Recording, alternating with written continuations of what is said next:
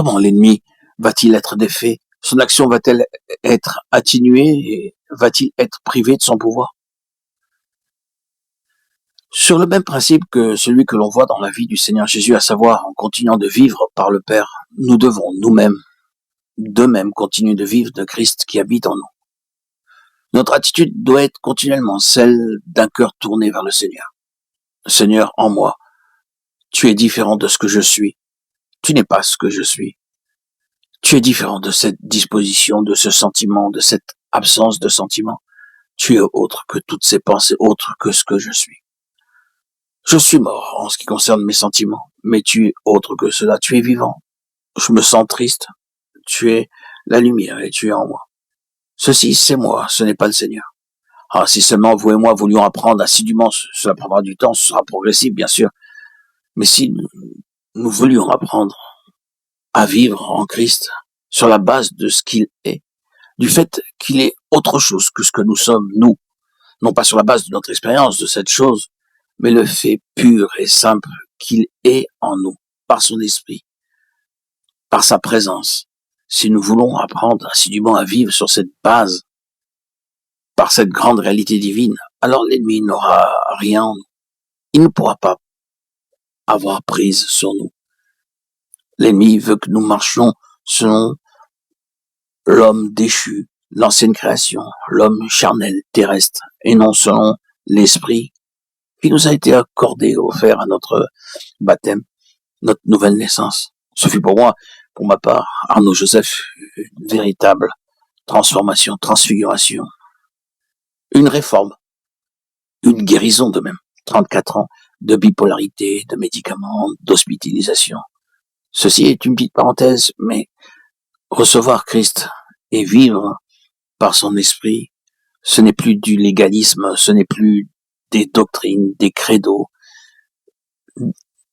et des écrits répétés à tue-tête. Je me souviens, je connaissais un livre entier, le livre entier de 300 pages et plus de Rav Shlomo Gensfried. Par cœur, je connaissais tout. Chaque année, je le terminais. C'était un code de vie auquel j'adhérais. Mais Christ, par sa venue, par son esprit, m'a libéré de tous ces codes et m'a permis de vivre à ce jour encore aujourd'hui, par mon baptême, par cette nouvelle naissance, de vivre selon l'esprit, marcher par la présence de Christ dans mon cœur, dans ma vie, dans tout mon être. Je sais ce qui est bon et ce qui ne l'est pas. Je ne me fie plus à mes lectures judaïques, ni à d'autres représentations rituels, cérémonies et autres qui ne sont pas de Christ, mais qui sont la main humaine. Je marche par l'esprit, mais je vis.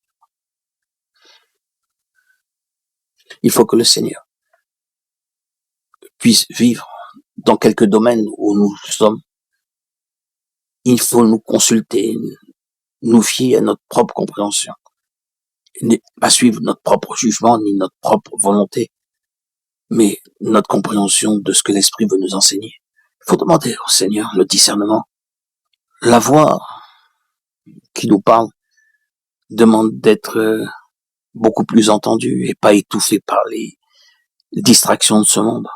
Demandons au Seigneur d'avoir une oreille spirituelle, d'entendre distinctement ce que le Seigneur veut nous apprendre. C'est ainsi que nous pourrons ne plus être troublés par ce monde et ne plus être divisés, éparpillés en nous-mêmes, perdre l'équilibre de la vie. Je l'ai perdu pendant 34 ans, vivant et vivotant d'une émotion à une autre. Professionnellement, ce fut un échec, je le conçois. Mais par la grâce de Dieu, le Seigneur m'a donné une famille, des enfants, des petits-enfants. Et j'en suis très heureux.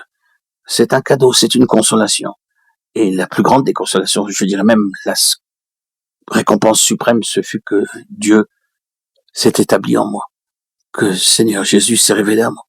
Qui aurait cru cela? Qui aurait cru cela? Moi qui étais toujours dans le doute, l'incertitude. Bien sûr, depuis l'âge de mes 17 ans, par l'âge la connaissance d'une jeune fille qui s'appelait Isabelle Morel, si je me souviens bien, et qui m'a permis de connaître, de participer à une église évangélique. Grâce à elle, j'ai pu avoir la joie de connaître ce qui était Christ. Je ne savais pas. Pourtant, j'avais 17 ans et demi, j'aurais pu savoir qui était Jésus. Je ne savais pas. Je voyais Jésus dans des films sans plus, ça m'intéressait pas. Mais d'avoir vécu expérimentalement cette présence de Christ dans cette église évangélique, il y a maintenant plus de 34 ans, 36 ans, j'avais 17 ans et demi. C'était l'année du bac. Alors, m'a transformé. Ce fut un tremplin pour moi d'ailleurs.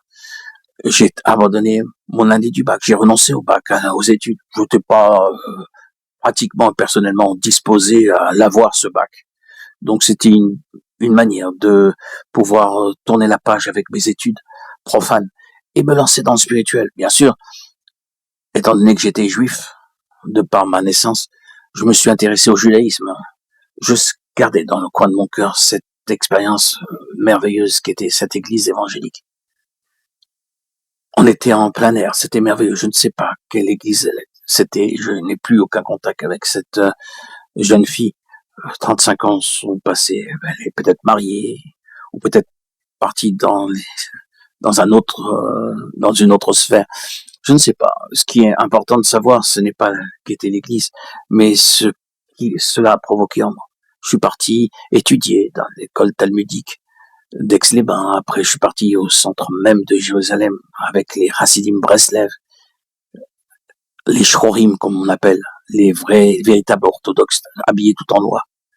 Puis après, je suis revenu en France, fatigué. Je n'avais trouvé aucune issue à ma bipolarité. Quelle tristesse. J'ai fait un peu de l'école Lubavitch brunois, mais avec tout le respect que j'avais, cela ne m'intéressait pas. Ils étaient sympathiques dans leur dévouement, dans leur engagement, mais ils ne m'intéressaient pas. C'était toujours le code civil. Et ma bipolarité n'avait pas été guérie. Il a fallu attendre 25 ans, où le jour de mon mariage, j'ai appris que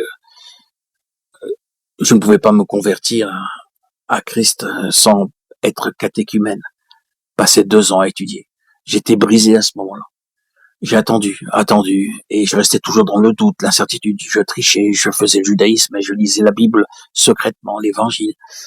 Je lisais, je comprenais, mais sans comprendre. Je n'avais pas réellement les yeux dessillés, les yeux ouverts. Il a fallu attendre mes 51 ans où je rencontre les disciples de Jésus-Christ venant de Haïti, la plupart des missionnaires. Et par l'intermédiaire de ma fille, par le miracle de cette connaissance qui s'est faite, eh bien, j'ai bien été le baptême. C'est une joie. Pourquoi? Parce que il ne demandait pas une grande connaissance. Il suffisait dans la doctrine des disciples de Jésus-Christ de croire en Christ. Et le baptême était spontané, sans avoir de connaissances particulières. La foi suffisait. Et c'est ce qui s'est passé. Ma foi fut d'ailleurs très grande. Au lac de ma ville de Sarcelles, où j'ai plongé, l'eau était nauséabonde, sale, avec une mauvaise odeur, mais j'avais la foi. Et me suis trempé au nom de Jésus et le miracle s'est produit. À ma sortie des eaux baptismales, les couleurs étaient différentes, la vie était différente. Je ne savais pas que j'étais encore guéri, mais je sentais qu'une force négative était sortie de moi, qu'une nouvelle force était entrée dans ma vie. Quel bonheur ce fut pour moi. Que Dieu soit béni. Ce fut pour moi une véritable transformation, un miracle. Gloire à Dieu. Gloire à Dieu. Que Dieu soit béni. Et que je puisse continuer à rendre témoignage par ces vidéos audio depuis le 21 juillet 2021. Plus de 106 000 publications sur ma chaîne Jésus-Christ le roi Messie, Yeshua Melech HaMashiach, ma chaîne historique, ancienne. Et sur ma nouvelle chaîne audio, j'approche des 50 000 audio, vidéos, photos, pour témoigner de cette joie merveilleuse qu'est Christ, vivant, actif et agissant dans mon cœur. Christ est roi dans ma vie, et dans mon cœur, et dans ma tête, et dans toute mon existence. Aujourd'hui, à mon âge, je suis parvenu à une certaine sagesse, à une certaine joie intérieure, et j'en suis si heureux. Gloire à Dieu, gloire à Dieu.